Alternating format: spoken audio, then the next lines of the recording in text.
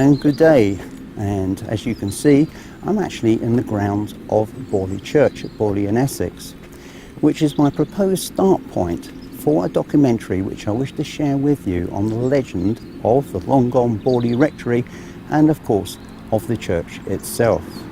I intend to look more closely at the activities of the infamous ghost hunter Harry Price and of course a number of other characters going back to when the rectory was first built by the Reverend Ball all the way up to its demise, and of course the situation which exists here today and the stories that are attached to the rectory and to the church, which I wish to explain as legend and also fact. Is this area the most haunted area because of what happened at the rectory? Did the ghosts from the rectory transfer themselves into the church? These are largely apocryphal stories that people have conjured up over the years, and I want to look at them in much more detail and share with you my feelings and views of these alleged events. And was Harry Price nothing more than just a fraudster, a charlatan? This I will examine in more detail, and I thank you for joining me on this start point, on this fascinating journey into events which took place here so many years ago. According to records, the last Borley Rectory was constructed on Hall Road near Borley Church by the Reverend Henry Dawson Ellis Ball in the year 1862, and he moved there a year after being named as rector of the parish. The house replaced an earlier rectory on site that had been destroyed by fire in 1841. It was eventually enlarged by the addition of a wing to house Ball's family of 14 children. It's worth noting that in the 1950s, when they carried out an archaeological excavation of the site, the earliest remains they could find of the rectory dated to around the year 1550 to 1600. Interestingly enough, this finding underscored research by historians in 1939 who claimed there were no records of any religious institution such as a Benedictine priory as ever being built there.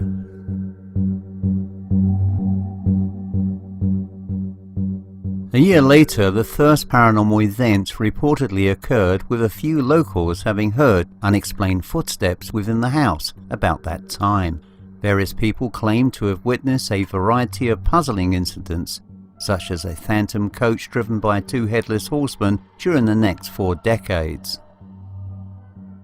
The Reverend Henry Ball, who died in 1892, was also subject to what he reported as paranormal phenomena, but according to his death certificate, he died from locomotor ataxia, which today is known as tabes dorsalis, or in layman's terms, syphilis of the spinal cord and its appendages, and is characterized by shooting pains and other sensory disturbances, and in the later stages by paralysis and death. He also apparently had fathered a number of illegitimate children who also lived at the rectory. After he passed over, his son, the Reverend Henry, or Harry Foyster Ball, took over the living. On the 28th of July 1900, 4 daughters of the rector saw what they thought was the ghost of a nun at twilight and about 40 yards from the house. They tried to talk to it, but it disappeared as soon as they got closer. On one notable occasion, one of the daughters captured a photograph of what they reported to be the ghost nun.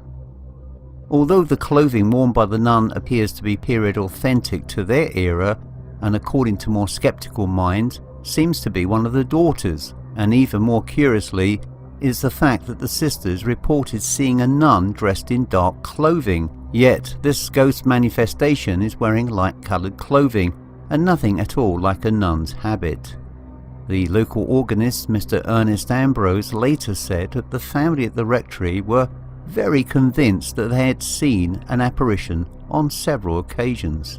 And sadly, on the 9th of June 1928, the sickly Harry Ball died and the rectory again became vacant. In the following year, on the 2nd of October, the Reverend Guy Eric Smith and his wife moved into the house. Soon after moving in, Smith's wife was shocked while cleaning out a cupboard to come across a brown paper package containing the skull of a young woman.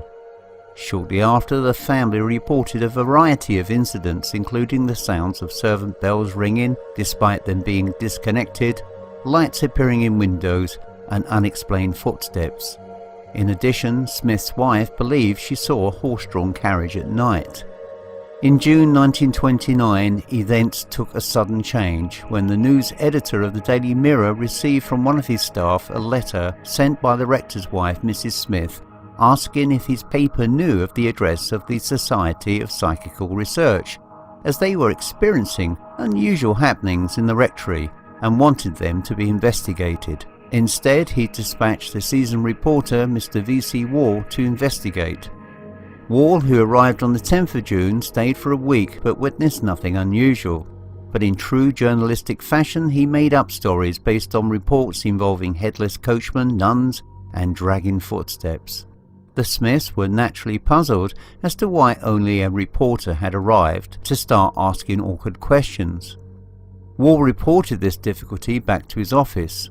The news editor of the Mirror then contacted a committed spiritualist, who was preeminent at the time in the investigation of seances, in the form of Mr. Harry Price.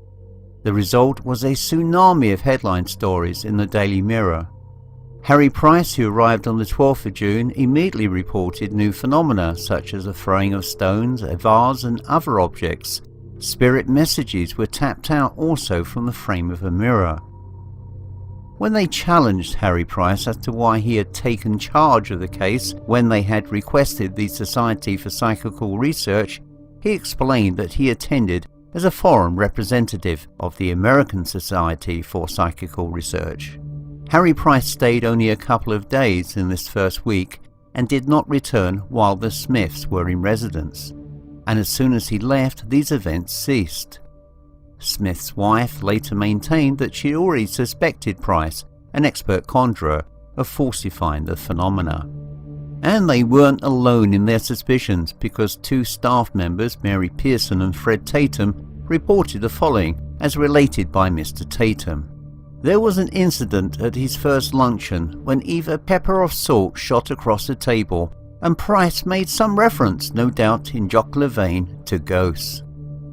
Later, Mary told Mrs. Smith that she distinctly had seen Price throw one of the other condiments.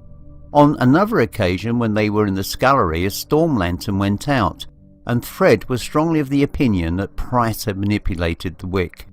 Nevertheless, Mr. Wall stayed on and reported back to his daily story. At one time, on the 11th of June, he mistook Mary Pearson, the maid, for the ghost of a nun. She later admitted that she had put the apron over her head as a prank. And on another occasion, the gardener's bonfire seen at twilight was reported back to the Mirror as a spirit. For the night of June the 16th, he had two professional mediums sent down from London. But with Harry Price gone, absolutely nothing had happened. They sat anxiously in darkness at the rectory for many hours to no effect. Mr. Wall seemed unsurprised and phoned through a light-hearted piece, saying that the ghost had flatly declined to exhibit itself. The Smiths had decided that they had had enough and left Borley on the 14th of July 1929, with the parish having some difficulty in finding a replacement. The following year, the Reverend Lionel Algernon Foyster, a first cousin of the Bulls, and his wife Marianne moved into the rectory with their adopted daughter Adelaide on the 16th of October 1930. Lionel Foyster wrote an account of various strange incidents that occurred between the time the Foysters moved in and October 1935 when they moved out, and this was sent to Harry Price. These included bell ringing, windows shattering, throwing of stones, bottles, wall writing, and the locking of their daughter in a room with no key. Marianne Foyster reported to her husband a whole range of poltergeist phenomena that included her being thrown from the bed. Before I delve more into the Foysters' tenure at Borley, here is some background on their relationship which may or may not explain some of the alleged paranormal events purportedly witnessed by Marianne. She was 22 years younger than her husband Lionel, and he was in very poor health, suffering from rheumatoid arthritis. Lionel and Marianne had been married in Brunswick, Nova Scotia in August 1922, when she was 23 and he 45. What was not revealed is the fact that Marianne was still married to an Irishman, a Mr. Greenwood, who she married in 1914 when she was just 15. She had lied about her age, claiming in fact that she was 17, and despite her marriage to Lionel, there was absolutely no proof of a divorce. The relationship between Lionel and Marianne seems to have been more than a little strange. Lionel clearly worshipped his young wife. What Lionel didn't know was that she was having a torrid affair with a lodger, a man by the name of Frank Peerless from Bermondsey in London. Lionel later supported both Marianne and Peerless by investing into a flower shop business in Wimbledon. While this business was in operation, Marianne and Peerless lived in London during the week and only returned to Borley at weekends. Suffice to say, people in London were under the impression that both Marianne and Peerless were married. Both she and Peerless had a sometimes violent relationship. On at least one occasion, Marianne explained to Harry Price that the black eye that she was sporting was caused by the Borley ghost, but it seems much more likely that this was a result of her constantly feuding with Peerless. In 1934, the flower shop went out of business and things briefly became very complicated when Peerless attempted to blackmail Lionel by threatening to reveal details of his affair with Marianne to the church authorities. This was resolved when Peerless ran off and later married a 16-year-old girl who had worked in the shop. By now, this situation had placed the Foysters in some financial difficulty. It was clear that Lionel's ill health meant that he would not be able to work for much longer. What little money the couple had left went when the flower shop business failed. In late 1934, Marianne moved into a flat in Ipswich, where she lived as Miss Foyster while Lionel stayed in Borley. In February 1935, Marianne married Henry Fisher, despite the fact that on paper she was still married to Lionel. Fisher was a man troubled by mental health problems, though he was a person of independent means thanks to his wealthy family. Incredibly, Mr. and Mrs. Fisher then returned to live briefly at Borley Rectory with Marianne's father, Lionel. One can only imagine how painful this must have been for him. In October 1935, Marianne, Lionel and Fisher left Borley Rectory and moved into a cottage near Ipswich. Lionel was by now so ill he was unable to work, and he lived in a converted loft space above the cottage, posing as Marianne's devoted but bedridden father. This marks the end of the Foysters' association with Borley. Because of the publicity in the Daily Mirror, these incidents attracted the attention of several psychic researchers, who, after investigation, were unanimous in suspecting that they were caused by Marianne Foyster. Harry Price was born in Streatham in South London in the year 1881.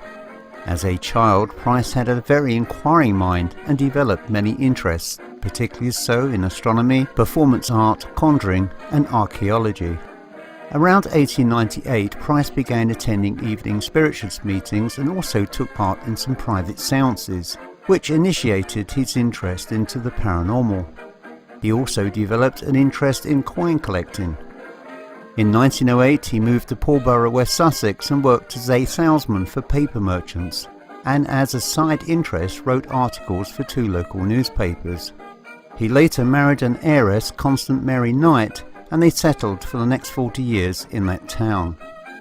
This freedom from the necessities of having to work for a living gave Harry Price the ability to delve into his many interests, with spiritualism being the top of his priorities. Her family, however, the Knights, have strongly disagreed with the contention that Price lived from her private income, but here I digress.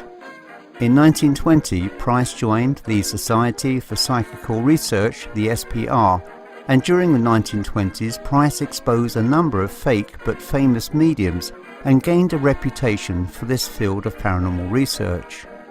Price formed an organisation in 1926 called the National Laboratory for Psychical Research as a rival to the Society for Psychical Research because of a number of disputes he had with them. In 1924, the National Laboratory of Psychical Research, which held Price's collection, was reconstituted as the University of London Council for Psychical Investigation. He had earlier made a formal offer to the University of London to equip and endow a department of psychical research and loan the equipment of the National Laboratory and its library. Price was also friends with other debunkers of fraudulent mediums, including Harry Houdini and the journalist Ernest Palmer. But the career high point in Harry's life came at the end of the 1920s when, following a call from the Daily Mirror, he visited to investigate Borley Rectory. Borley remained vacant for some time after the Foysters' departure, and in May 1937 Price took out a one-year-long rental agreement with the Queen Anne's Bounty, which is basically the church commissioners, the owners of the property.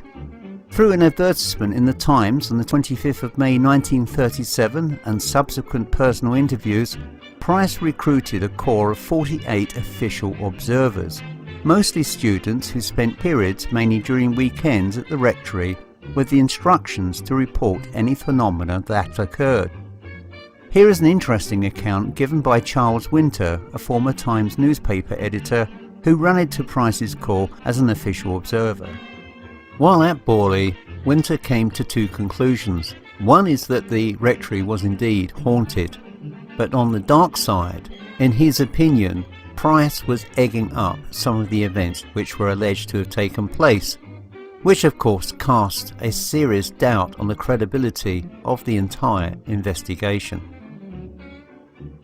The experiences alleged by Marianne Foyster seemed to gain some traction when in March 1938 Helen Glanville, the daughter of S.J. Glanville, one of Price's helpers, conducted a planchette séance in Streatham in South London. Price reported that she made contact with two spirits, the first of which was that of a young nun who identified herself as Marie Lair. According to the planchette story, Marie was a French nun who left her religious order and travelled to England to marry a member of the Waldegrave family, the owners of Borley's 17th century manor house, Borley Hall. She was said to have been murdered in an older building on the site of the rectory, and her body either burned in the cellar or thrown into a disused well. The wall writings were alleged to be her pleas for help. One read, "Marianne, please help me get out." The second spirit to be contacted identified himself as Sunek Samares and claimed that he would set fire to the rectory at 9 o'clock that night on the 27th of March 1938. He also said at that time that the bones of a murdered person would be revealed. Onto the scene in 1937 came a new player into this saga, a Captain Gregson, who was interested in buying Borley Rectory to open it as some form of commercial enterprise. William Hart Gregson was born in 1879 in Colton, Lancashire, the son of Reverend Jesse Gregson and his wife Sarah. By the 1901 census, William had moved to Essex and was living in a boarding house in Colchester, with his occupation stated as that as an architect. He was in the military during World War I and served in the Royal Engineers, where he was made a temporary lieutenant in 1915. He was known as captain after the war, and this appears in records from about 1923, because in that year Gregson found himself in the dock where he was charged with attempting to fraudulently procure an entry into the land registry. The case was sent to the jury and Gregson was let out on bail. When the case was heard in November that year, the jury found the defendant guilty of uttering but without intent to defraud. The judge remarked that he was pretty lucky. And so now he had bought the redundant rectory with £500 which he had borrowed and was planning to make it into a tourist attraction. However, Gregson's plans did not turn out as he expected, and on the night of 27th February 1939, a fire broke out and the building was completely destroyed. His attempts at a tenfold profit by over-insuring did not succeed, as the insurers would have been only too well of Gregson's colourful past, but regardless he was determined on a return for his efforts. From nowhere he created several myths, including one of missing church plate, and ignoring the difficult fact that such things were always well documented, he urged all and sundry to start digging in the ruins. With increasing pressure on Price to organise a dig at Borley, it became more and more difficult to rely on his innate wisdom that told him it was nonsense. The dig took place in difficult wartime conditions on the 17th of August 1943 and included, according to Price, the Reverend and Mrs. Henning, Captain Gregson, Dr. Eric Bailey, a pathologist, his brother and Flying Officer Creamer. Reverend Henning's gardener Jackson did all the heavy digging. It was indeed fortuitous that Price had thought of inviting a pathologist along for this exploratory dig. 3 feet down they came upon a bone that the Reverend Henning's gardener Jackson, a former farm labourer, immediately identified as the jawbone of a pig and passed it on to Henning, who took it on to Price.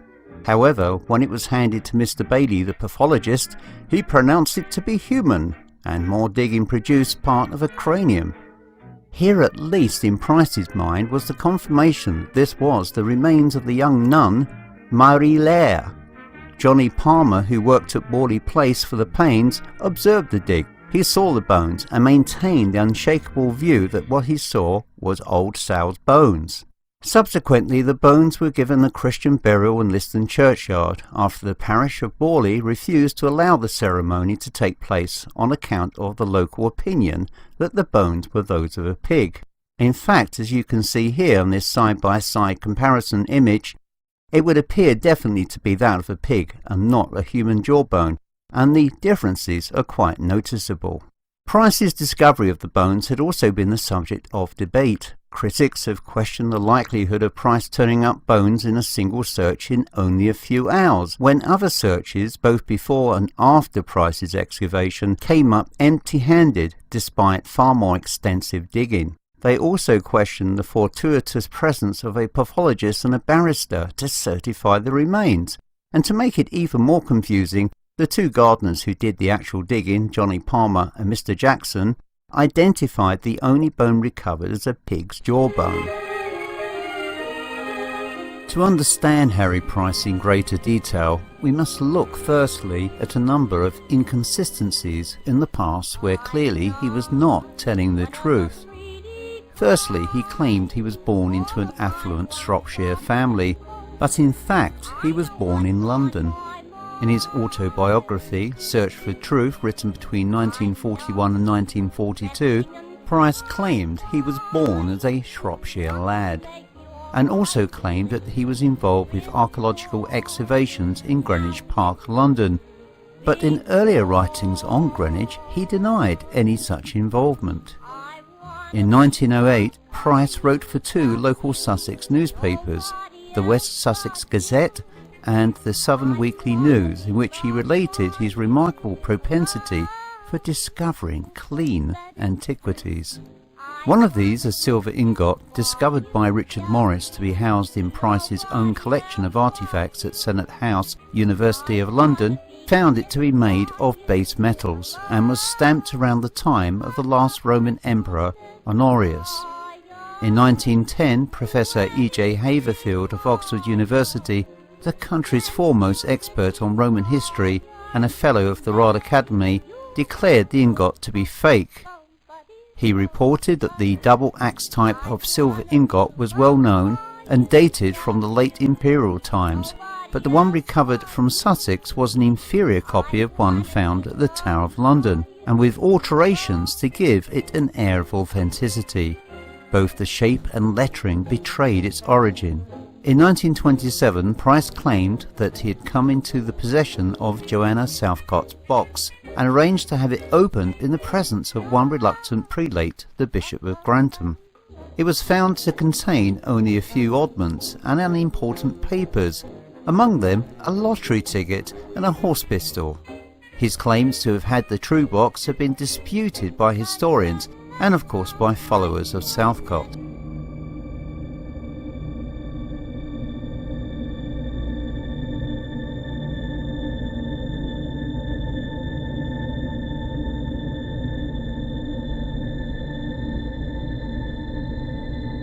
One wonders why the great and intrepid ghost hunter Harry Price never actually investigated Borley Church. for sure, thorough investigations were carried out within the rectory, and also some, shall we say, questionable activities were reported, but no thorough investigation by him or any of his staff were carried out inside the church.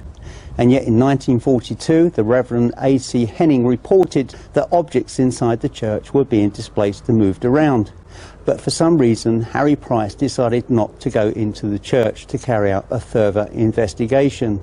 In 1892, the Reverend Henry Ball also complained of tapping noises and objects being moved around inside the church. And of course, once the rectory was finally destroyed and buried, many presumed that the spiritual presences which inhabited the rectory had actually moved across the road and had, shall we say, taken up residence inside the church. Here I'm walking along the actual church path where so many people have heard so many footsteps of unseen bodies. And certainly it continued further in the year of 1947. A gentleman who bought a cottage attached to the churchyard reported that he could hear people indeed walking along the church path at different times of the day and night, and of course there was nobody there.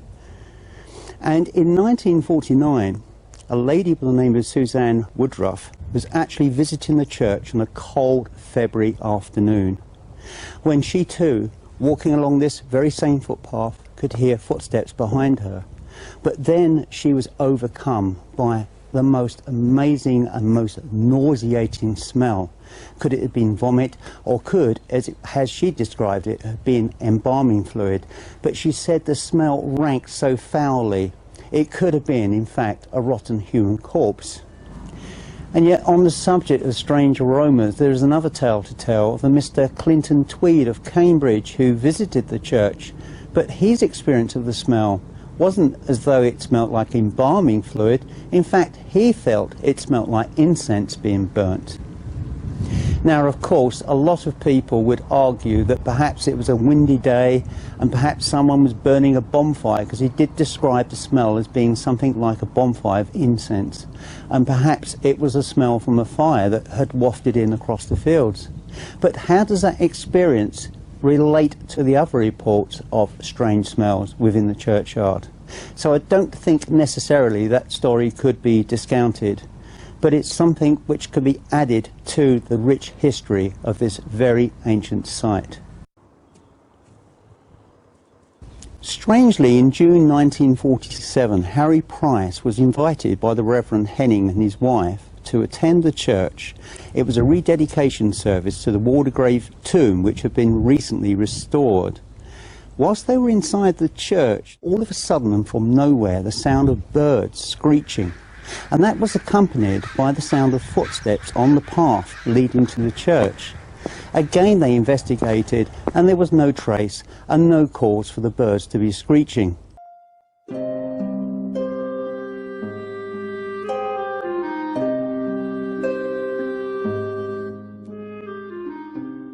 Apparently, one of the most chilling tales occurred on the 15th of September of 1947, when a Mr. John May cycled down one evening from Bury St Edmunds to Borley Church, arriving around 10:30.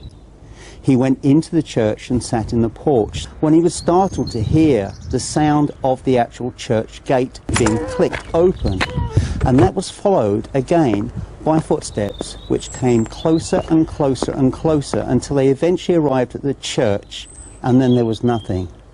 Absolutely nothing at all.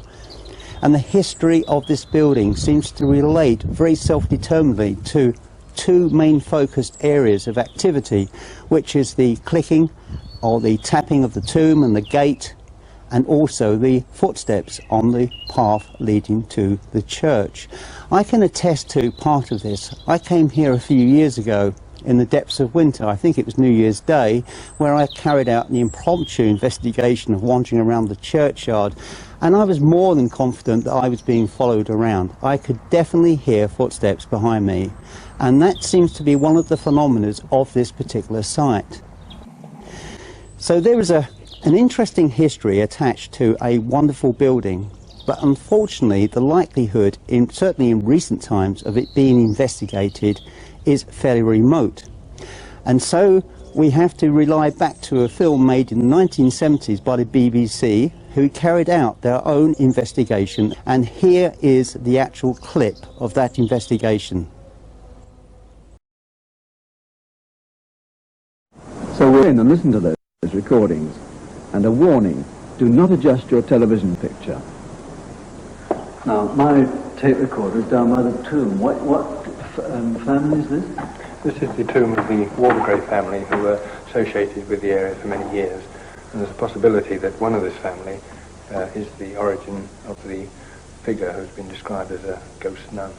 How can a Waldegrave be a nun? Well, the figure has been described as having a veiled headdress, and it's not certain that she's a nun.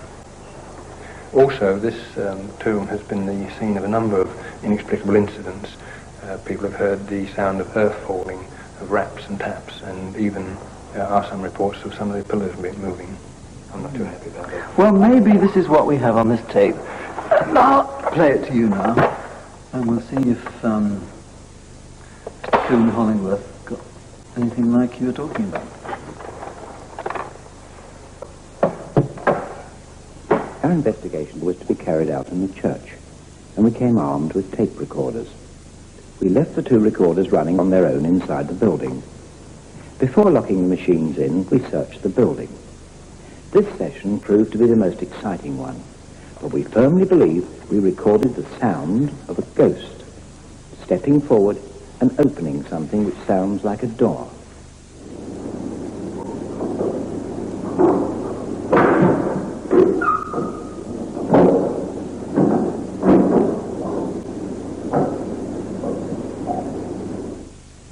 First, we thought we'd recorded the sound of the chancel door being opened, so we investigated this possibility.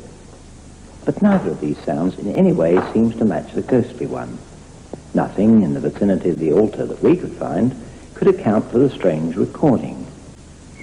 We were so intrigued by these events that we returned to the church the following Saturday and spent the entire night there.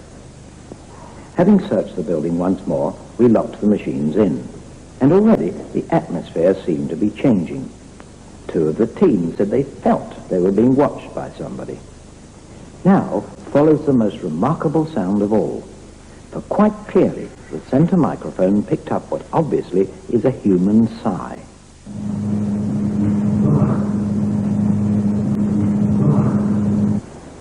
After this, we decided to break the sequence of visits and to try again during summer conditions. We started recording about 1 a.m., and the first tapes revealed the natural ambience of the building and nothing else.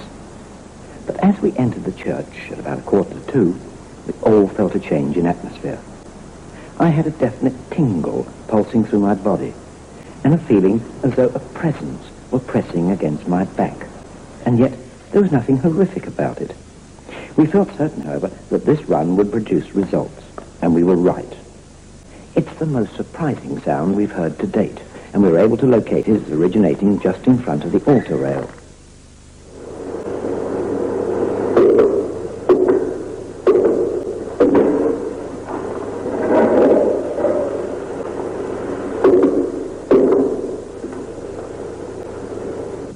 If there is anybody in this church who is trying to communicate with us, we'd be grateful if you would try and do something tonight.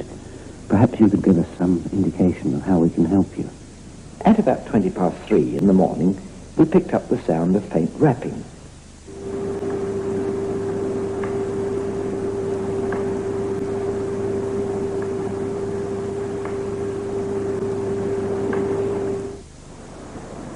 The team made another random visit at the end of August. A watch was kept throughout the night on the chancel door, and this proved worthwhile, for in the small hours a glow was observed around the door, as though a phosphorescent aura were emanating. On this occasion, the church produced yet another sound. This ended with a rather more frightening sigh.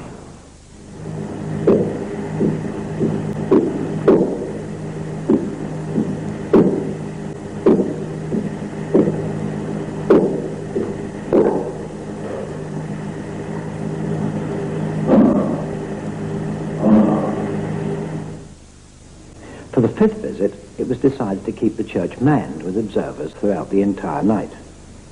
On previous occasions, we'd obtained the best results by leaving the equipment locked inside on its own, and we wondered whether the human presence might have some adverse effect on conditions. At about 4:10 in the morning, 3 of us kept watch on the choir stall adjacent to the altar. This was to be a memorable and frightening occasion. For most of the period, there were odd clicks and taps generated in the area of the font. But as it was extremely dark, we could see nothing. Then we began to see tiny points of light hovering on the curtain behind the font and on one of the pews about a quarter of the way down the church. At first, we thought we couldn't believe our own eyes, and each one of us thought we were suffering from fatigue, until we broke the silence to speak about it. I think I must be getting tired of it. I keep seeing things. And Jerry, are you watching Peter with the curtain light?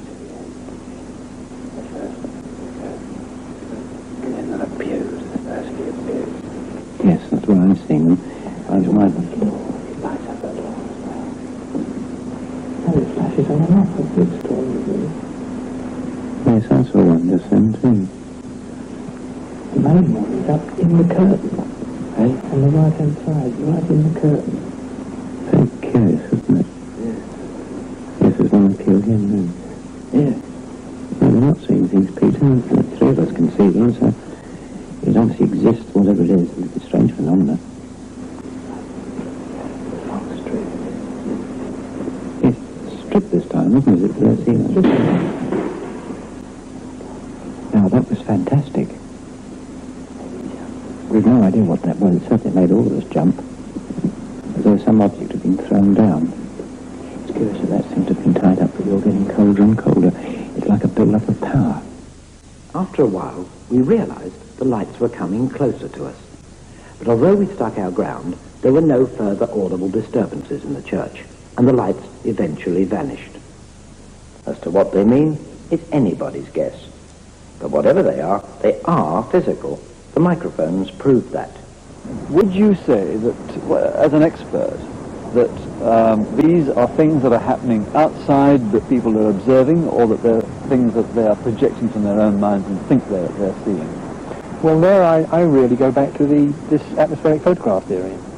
See, if we don't know really, but it may be that all our thoughts, all our actions may be recorded on some sort of eternal tape.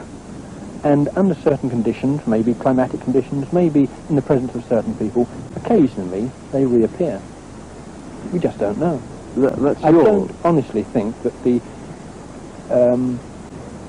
figures that are seen represent an afterlife. I think it's much more likely that it's some kind of echo of the previous life.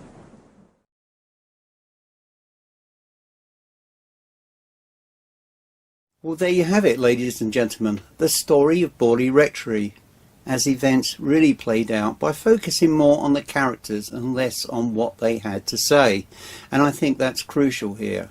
If we follow all the many different lines of alleged paranormal activities that were taking place at the rectory, they're invariably contradicted at a later date by other alleged activity.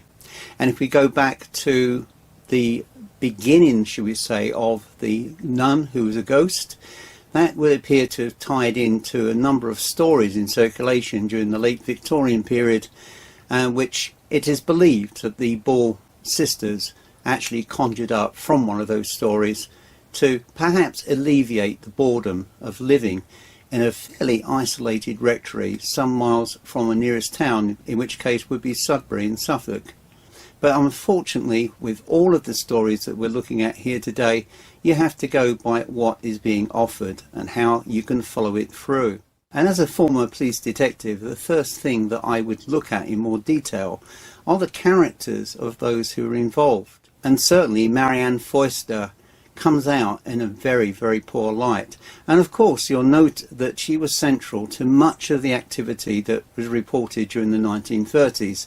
It all seemingly happened around her. If we go back to Price's initial visit with Mr. V.C. Wall from the Daily Mirror, you'll note that Mr. Wall was less than honest in the way that he described events which did or did not take place at the rectory. And this was compounded because during the period that Price was there, which I believe initially was 2 days, A reporter from the Daily Mail arrived and obviously wanted to get one over on the opposition, in this case the Daily Mirror. He noted that Price was carrying a pocket full of pebbles, which appeared to be being thrown at crucial moments when alleged paranormal activity was taking place, and this reporter actually challenged Price on what he had in the contents of his pocket. How would I describe Harry Price as a human being? I think that in the 1920s, when he started on the rocky road, he was honest in what he was doing, in exposing fraudulent mediums, and made a number of significant finds where people that were long regarded as being the absolute truth of paranormality and spiritualism were discovered to be nothing more than charlatans. And in a way, that perhaps is what happened to Harry. You'll notice that during his life, he certainly had a hang up about where he was born by telling people he was born in Shropshire to an affluent family, which he was not. And you'll notice in the manner that he talks on his video, he tries to come across as almost a scientific authoritative figure, but doesn't quite make the mark, in my opinion. And of course, bolstered by the generous bequest that he made to the London University to house his collection, it added a stamp of approval and authority. And that is something that he was seeking his entire life. And so one can imagine when the Daily Mirror invited him to go to Borley Rectory, it must have been like 1,000 Christmases coming true, all at the same time. With Price, it wasn't a question of money, it was a question of fame. He wanted acknowledgement for the person that he was in life, and he felt that the rectory was going to be the deserving cause that would provide that credibility that he so longly sought for. I mean, the most ridiculous aspect of the Borley investigation, and one must agree to this, is the alleged discovery of the bones in the cellar. That cellar had been well dug previously by other people. It wasn't just a question of Price being the first man there to start digging. And the fact that he brought with him a pathologist and a lawyer, obviously to authenticate and rubber stamp that any discoveries were genuine, seemed to add some weight to a suggestion made that perhaps this pig bone was actually planted there. And I come back to the reference to pig bone. I think that's important because when you listen to many accounts today that people speak about Borley Rectory, they stick longingly to the fact that that bone which was discovered was that of that dead nun, which confirms the entire story was genuine. I mean, how can it not be genuine? A medium in Streatham in London says that they would discover the remains of a woman, and sure enough they did. And the credibility that would have added to his prestige for Harry Price was certainly worth setting up this particular event. I have absolutely no qualms in denouncing him for that. I think that the entire act was set up by him, and that the willing players, like for example the RAF pilot officer, why on earth would he have been there? He probably was staying as a guest of one of the local notables in the area and heard about this and decided to come along. And of course the local priest was there as well, which is understandable in the circumstances when it's alleged that the person who was buried there was a nun. But it again has a ring of farcicality about it, as with all of the events which had taken place at the rectory. And certainly when you look back at the history of the site, there is absolutely no reference in any books anywhere on this planet to attest to the fact that there was any type of religious institution built at Borley other than the vicarages which followed. And I think that it was essential for them to try and cement that last brick into place to confirm that this story was true. But unfortunately, the beauty about history is that history is unalterable. It is what it is. It is events which have taken place and passed. Sure, people can rewrite them and alter them in some way, but the history is always there. And it certainly doesn't take anyone too long to start delving more deeply to actually discover what the truth was. Coming back to the headless coachman ghosts that have been seen at Borley Rectory, which allegedly was connected to the ghost of the dead nun. Another complete nonsense, because during the medieval period they didn't actually have coaches, more like wagons which were partially covered, and it wasn't until I believe the 16th century that the coaches that we understand to be to this day actually arrived on scene. Prior to that they were very, very basic. So that story in itself doesn't hold much water. Okay, let's come back to what is really going on at Borley Rectory, what really took place there. I have no doubts whatsoever in my mind that Borley Rectory was haunted, absolutely no doubts at all. And especially when you consider that it was built over part of the original rectory, which dated back to 1550 to 1600, whatever occurred there was likely to have continued onwards into the rectory. I certainly dispute heavily any notion of a ghostly nun. I honestly believe that there is a ghost that exists there, perhaps, who looks like a nun but isn't a nun, because if you look back towards the medieval period, again, women tended to dress a little bit like nuns. They had their heads covered. They wore very similar clothing, and of course it was differently coloured to how a nun would dress, but even so, just by point of reference, they looked very similar. So it could have easily have been somebody all the way back from the 14th or indeed the 15th century that was haunting the site from the time of the earliest rectory. But there's certainly no evidence whatsoever to suggest that the site is haunted by the ghost of a nun, and the headless horseman could be a genuine manifestation which came in as a result of the first rectory being haunted. But again, there are no documents to attest to that. It's just my own personal opinion. I think that it's a tragedy that was waiting to happen. From the moment the Daily Mirror got involved, the media were involved, it was like a runaway roller coaster. It just continued to run and run and run. And eventually the roller coaster lost its tracks and came off. And in this case, it meant the demise of the rectory, because it was sold to a rather shady character, Captain Gregson, who in fact was never attained the rank of captain, only acting lieutenant, so his rank was probably that as a sergeant. And of course he preferred to be addressed as the captain when he came out of the military, and that was quite a common feature during World War I and World War II. People that came out of the military tried to assume themselves to be somebody they weren't, and that was the way the world that was at that time.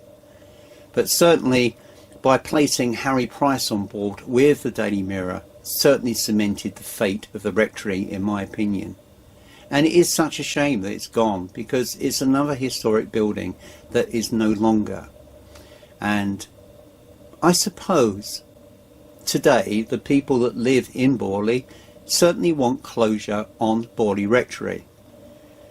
So the tragedy is today that the rectory is gone. There's no way that anybody can go back there and actually find out what the level of activity is or was inside the rectory, and so it's long gone to history. But at least we still have the church and the wonderful stories which are attached to it. So sadly, Borley Rectory is a great story for a movie, but as a real event is really a bit of a washout. What the appeal of Borley Rectory is not on the hauntings, but on the characters involved, and I think I've done justice there. Anyway, I hope you've enjoyed my para-documentary on Borley Rectory, and I can't wait to get back and do some proper investigation. Until the next time.